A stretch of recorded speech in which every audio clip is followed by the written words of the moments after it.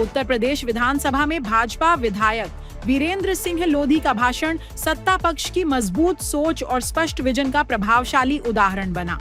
उन्होंने कहा कि योगी सरकार का बजट सिर्फ आंकड़े नहीं बल्कि गरीब, किसान, महिला और युवाओं के सपनों को साकार करने का संकल्प है। बेहतर कानून व्यवस्था और पारदर्शी शासन के चलते उत्तर प्रदेश आज निवेश और रोजगार का सबसे भरोसेमंद केंद्र बन चुका है। उनका ओजस्वी भाषण भाजपा की विकासवादी सोच और जन विश्वास को मजबूती से दर्शाता नजर आया। 27 के बाद भी 2047 तक भारतीय जनता पार्टी ऐसे ही बजट को प्रस्तुत करती रहेगी।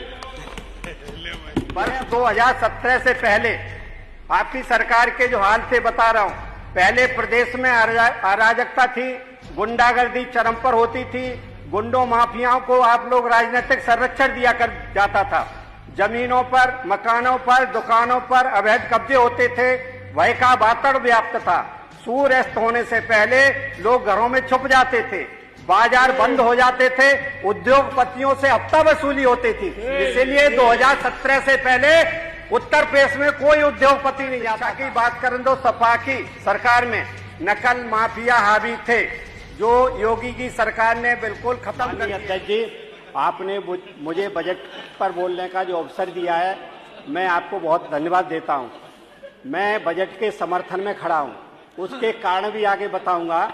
मान्यवर, अब तक का सबसे बड़ा 9,12,696 करोड़ 35 लाख रुपए का लोक कल्याणकारी जनहित का बजट प्रस्तुत करने के लिए मैं माननीय मुख्यमंत्री जी एवं माननीय वित्त मंत्री जी को महाराणा विधानसभा की देवतुल्य महान जनता एवं अपनी तरफ से बधाई देता हूं।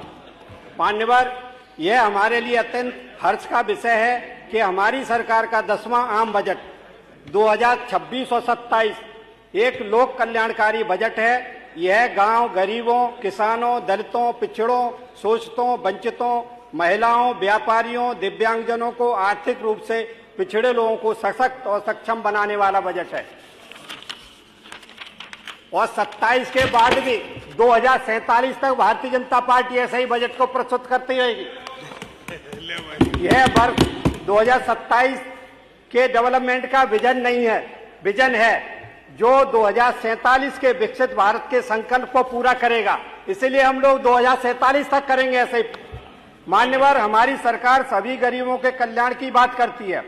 हमारी सरकार की विचारधारा अंत्योदय की है। समाज के अंतिम व्यक्ति को, जो गरीब व्यक्ति है, जब तक उसको मुख्यधारा में नहीं जोड़ेंगे तब तक न तो गांव का विकास हो सकता है न इस देश का विकास। मान्यवर, बजट की जन स्वीकारता कानूनी व्यवस्था से प्रमाणित होती है। किसी भी सरकार का संवैधानिक दायित्व नागरिकों को आत्म सुरक्षा, जीवन रक्षा, भय मुक्त वातावरण देना होता है। बेहतर कानून व्यवस्था देने के लिए माननीय मुख्यमंत्री जी को धन्यवाद देता हूं। जीरो टॉलरेंस कानून व्यवस्था को माननीय मुख्यमंत्री जी ने प्रमाणित भी किया है।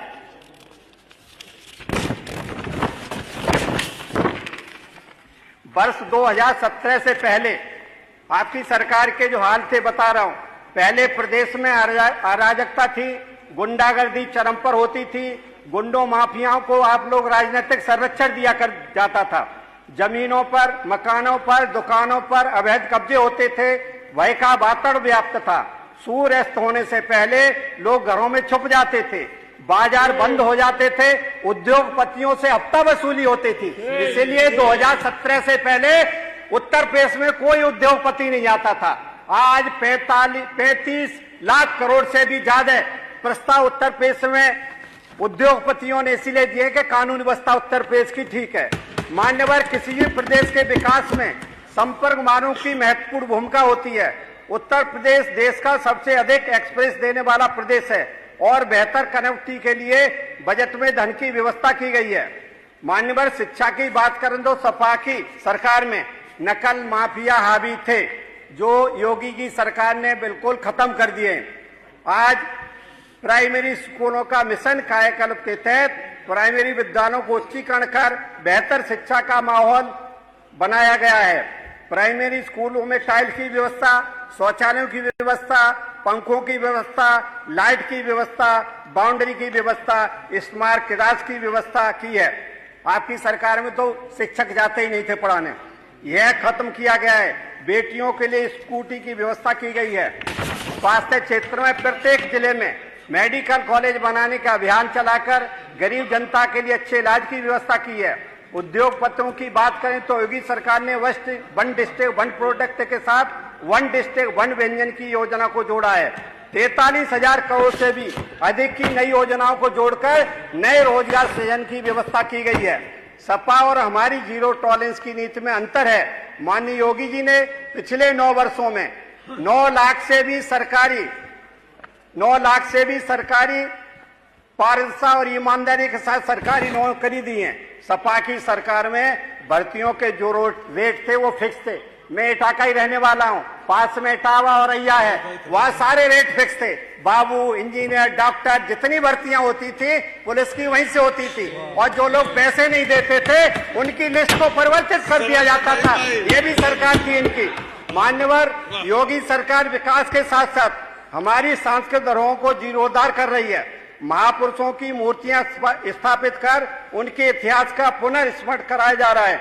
लखनऊ में राष्ट्र प्रेरणा स्थल बनाकर माननीय प्रधानमंत्री जी ने राष्ट्र को समर्पित किया है। मान्यवर राम राज्य की अवधारणा का जो संकल्प था और संपूर्ण हिंदू समाज को 500 वर्षों से प्रभु श्री राम के मंदिर का इंतजार था, तब करोड़ों लोगों की हिंदुओं की आस्था का सम्मान करते हुए इस सदन के महान नेता रहे। सनातन के सम्राट, हिंदू हृदय सम्राट, परम श्रद्धेय माननीय श्री कल्याण सिंह जी के इतिहास को नहीं भुलाया जा सकता। बाबूजी के 1991 के लिए गए ऐतिहासिक निर्णय के कारण मंदिर का मार्ग प्रशस्त हो गया था।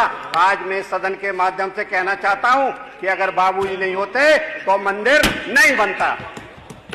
यह ऐतिहासिक और निर्णय न होता, राम मंदिर का यह मार्ग प्रशस्त नहीं होता। बाबूजी श्री कल्याण सिंह जी का त्याग और कर्तव्य निष्ठा ही एक महापुरुष का वास्तविक स्वरूप है। मान्यवर मैं आपके माध्यम से सरकार से अनुरोध करता हूं कि अयोध्या में एक प्रेरणा स्थल का निर्माण कर बाबूजी श्री कल्याण सिंह जी की प्रतिमा स्थापित कराई जाए, जिससे उनके योगदान संपूर्ण हिंदू समाज की आस्था का सम्मान हो सके और जिससे आगे आने वाली पीढ़ियों को सनातन संस्कार, संस्कृति और हिंदुत्व की प्रेरणा मिलेगी। मान्यवर इस सदन के माध्यम से भारत सरकार से भी अनुरोध करता हूं कि बाबूजी श्री कल्याण सिंह जी को भारत रत्न से सम्मानित किया जाए। मान्यवर मैं आपके माध्यम से अपनी विधानसभा की कुछ समस्याओं को रखता हूं।